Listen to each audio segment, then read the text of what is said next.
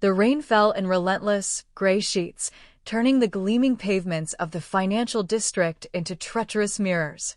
Ilara's threadbare coat, once a proud possession of her mother's, was soaked through, offering little protection against the biting autumn chill.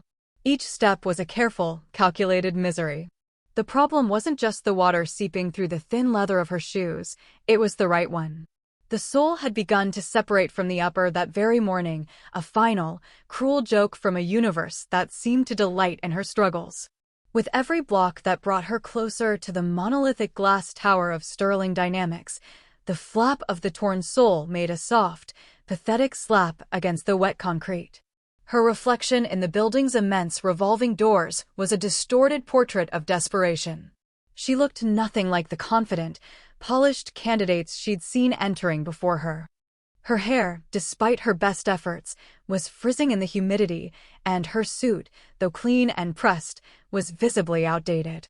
But her eyes, a steady, determined gray, held a fire that the rain could not extinguish. This interview was more than a job, it was a lifeline. It was the difference between keeping the roof over her and her ailing father's head and joining the countless others swallowed by the city's indifference. The lobby was a cathedral of corporate success, all polished marble, soaring ceilings, and the hushed whisper of ambition. The air smelled of expensive perfume and freshly brewed coffee. Ilara's wet shoes left faint, damp marks on the immaculate floor as she made her way to the reception desk, her heart hammering a frantic rhythm against her ribs. She signed in with a hand she hoped wasn't trembling and took a seat in the waiting area among the other candidates. They were a sea of sharp tailoring, designer handbags, and impeccably shod feet. Italian leather, sleek pumps, polished Oxfords, each pair spoke of privilege and preparation.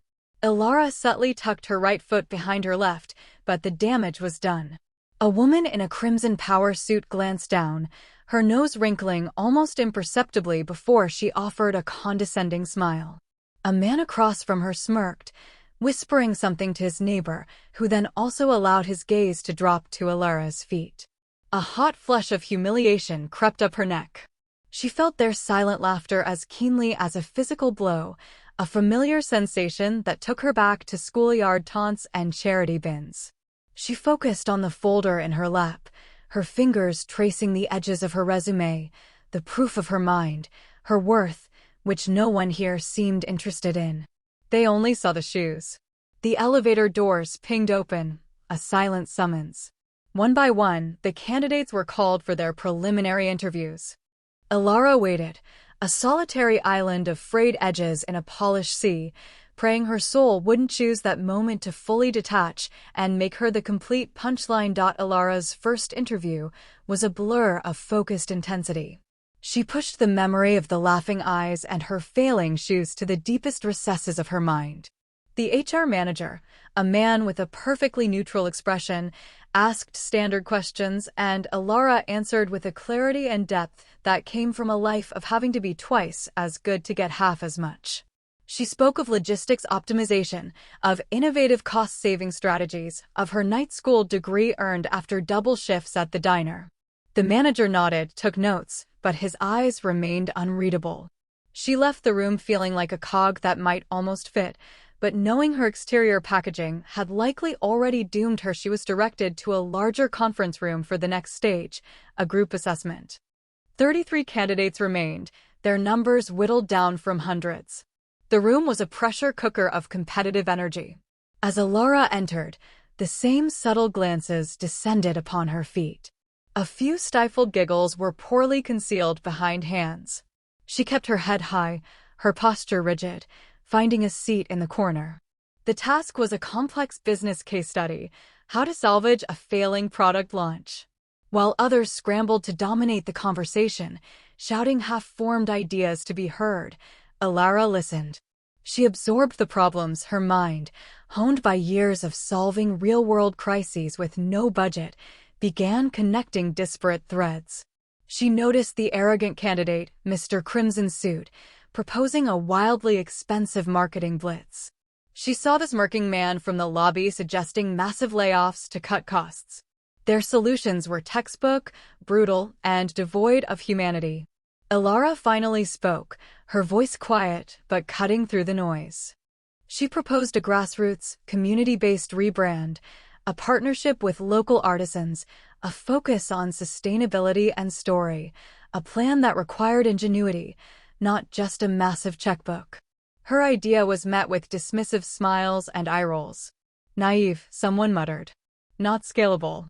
She fell silent again, her contribution seemingly swallowed by the room's arrogance. Unknown to all of them, the entire proceeding was being observed. On the wall was a large, seemingly decorative mirror. Behind it, in a dimly lit room, Alastair Sterling, the CEO and founder of the company, watched the live feed. He had made a habit of observing the final stages of recruitment incognito. He disliked the polished performances meant for him and preferred to see the raw, unguarded character of candidates.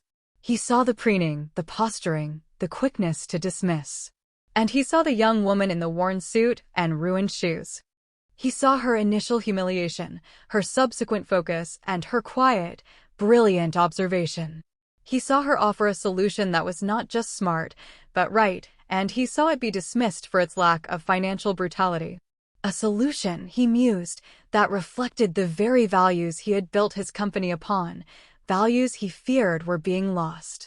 He made a single note on a pad beside him, the one with the torn shoe. Bring her to me. Last a senior executive entered the conference room and announced that the field had been narrowed once more. Only 10 candidates would proceed to the final interview. A list of names was read. Mr. Crimson Suit was called. The smirking man was called. Others who had been vocally dominant were selected. Ilara's name was not among them. The expected wave of defeat washed over her, cold and heavy. She had failed. She began gathering her things, her mind already racing to calculate which utility bill could be postponed, which part-time job she could pick up. Just as she stood, the executive cleared his throat. One moment. There is one final candidate. Ilara Vance. Please remain. All eyes turned to her, now filled not with mockery, but with pure, unadulterated confusion and a dawning sense of threat. Why her? What special consideration did the charity case warrant? She was led not to another impersonal meeting room, but to the top floor, to the sanctum sanctorum itself, the CEO's office. The office was not what she expected. It was spacious, yes, with a breathtaking view of the stormy city, but it was warm.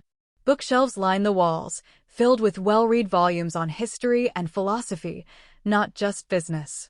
There were photographs of a younger Alastair Sterling building something in a dusty workshop, not posing in boardrooms. And there was the man himself. He wasn't a cold titan of industry.